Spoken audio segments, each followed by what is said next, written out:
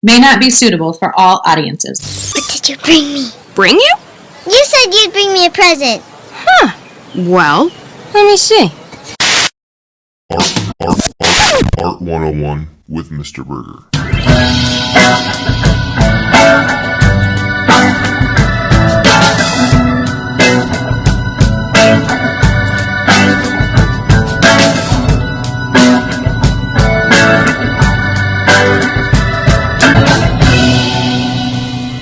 Scholars, welcome back to Art 101 with me, Mr. Burgher, a professional artist, master educator, and an attempter of providing the best in art historical content. If you like the content, make sure you like, you share, you subscribe, you do the things. Thanks. This whole thing's got to be based on trust. Yeah, man. Welcome 2025, right? Well, back in 1825, a couple hundred years ago, Jacques-Louis David passed from this earth, leaving a legacy of neoclassical works. Today, as you know, because you clicked on the video, we're going to be jumping in to his life and times and giving you the 101 on this very interesting artist. Here we go. In 1825, Jacques-Louis David passed, and that was 200 years ago, but his legacy still lives on today. This French neoclassical painter was the cutting edge of his day. So what is classical or new classical, neoclassical? This is a rebirth of the Renaissance, a second iteration of the Western culture starting in about the 1760s. This was visual art, of course, but it was also literature like Voltaire. It was theater like Horace. It was architecture like Thomas Jefferson's Monticello. It was so much more than just a visual art movement. David was the premier artist of the neoclassical era, and he moved trends from the Rococo, this flowery ornamental work, toward the classical trends that he would lead the times toward. Interesting.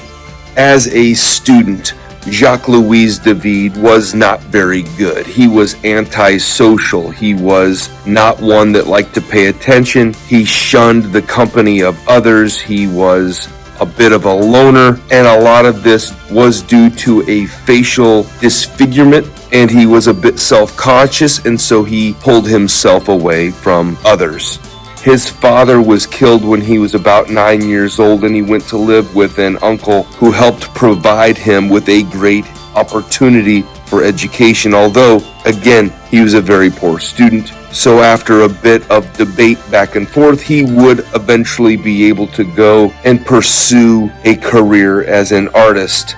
He started out with one of the leading Rococo artists of the day, but their styles obviously did not mesh. So he was passed off in his training to Joseph Marie Wine, who was more classical, and eventually David would go off and study in Italy. As he began to start his career, he would eventually build up to be able to live in the Louvre, where he was arranged to be married in 1782 to a young lady half his age, with whom he would end up having 4 children. During the reign of the king, David had his own political thoughts, and he went against the wishes of the king, and for that reason he and his wife would divorce. During the reign of terror during the French Revolution, he sided against the king, but eventually he and his wife would get remarried after he was released from prison in 1796. I don't want to hear your excuses. I'm here to teach you a lesson.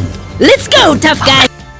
Oath of Horatii was the 1784-1785 masterwork of David. This is one of the most known paintings of the neoclassical style. The work is depicting the conflict between 2 warring cities. It illustrates the importance of patriotism and self-sacrifice for one's beliefs. We see the 3 Roman brothers. Only one would survive through the battle.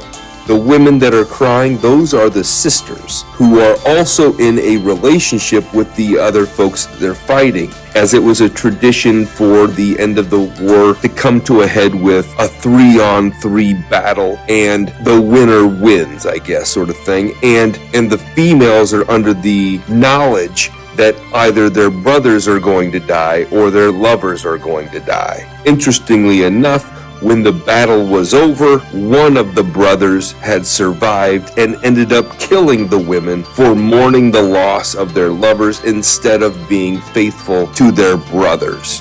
We can also look at the 1787 death of Socrates as an example of this neoclassical style.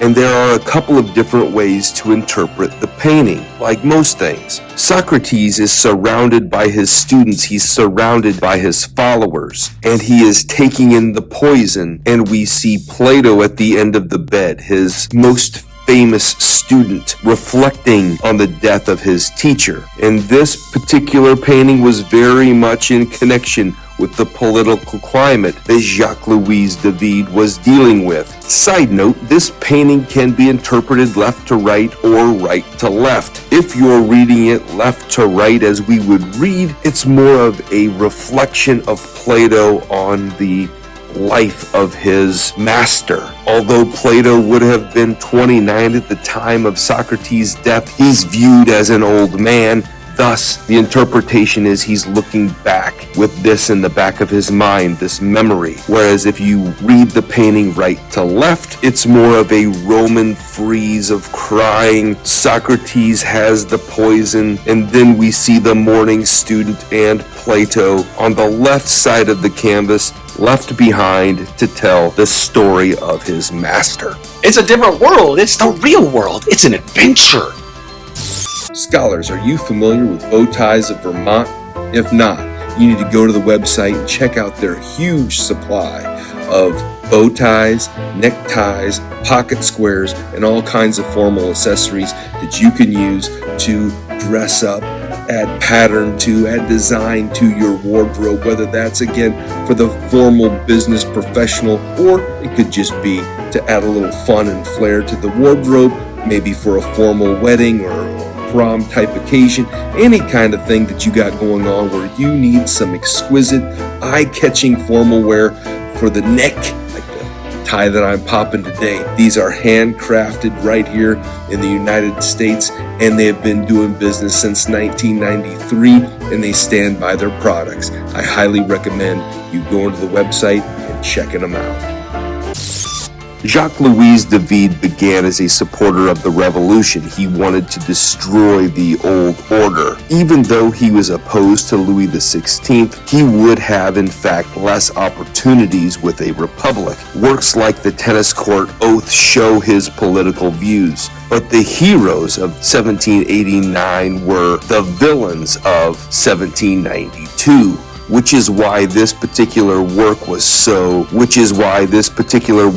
left unfinished. Self-preservation can be a motivating factor even to an artist at the level of Jacques-Louis David. The following year, he would paint the death of Marat, who was assassinated by a woman who had stabbed him while he was at his home taking in a medicated tub bath, and she would be executed by guillotine 4 days after this act. Marat was a political martyr. The king would be executed and war would break out. Twice, Jacques-Louis David was imprisoned due to his political beliefs. As time went on, he would want a slower pace of life. He was looking for the ability to work in his studio. He took on students and retired from expressing his political views because it got him nothing but trouble. Although he would in fact become an admirer of Napoleon, and in 1799 he was commissioned to paint the crossing of the Alps, and by 1804 he was an official court painter for Napoleon Bonaparte.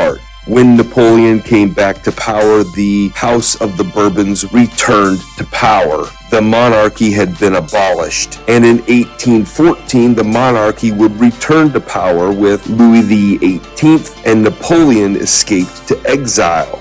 Napoleon would attempt his comebacks, but the monarchy was ultimately resurrected with the Battle of Waterloo in 1815. At any rate, Jacques-Louis David was given amnesty and offered a job as a court painter, although he would refuse that position. He would take off for Brussels. He would spend the rest of his days painting the classical mythologies, like Mars being disarmed by Venus and the Three Graces in 1824.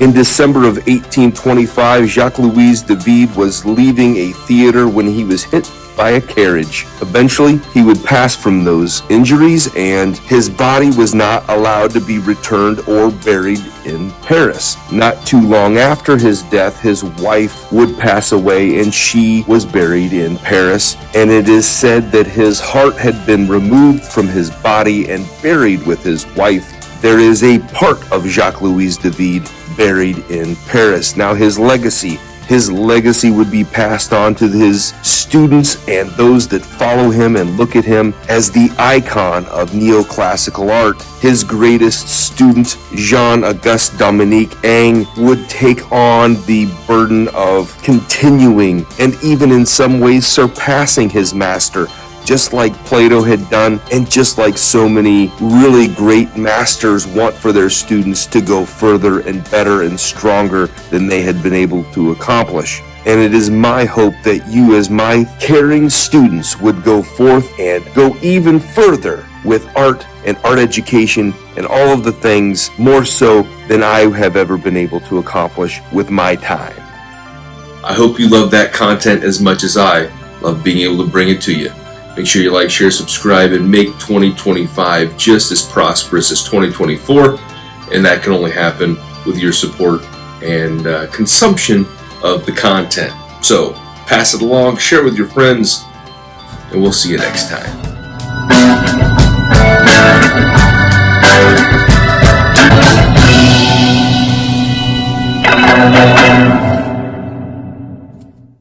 I've heard everything I need to know.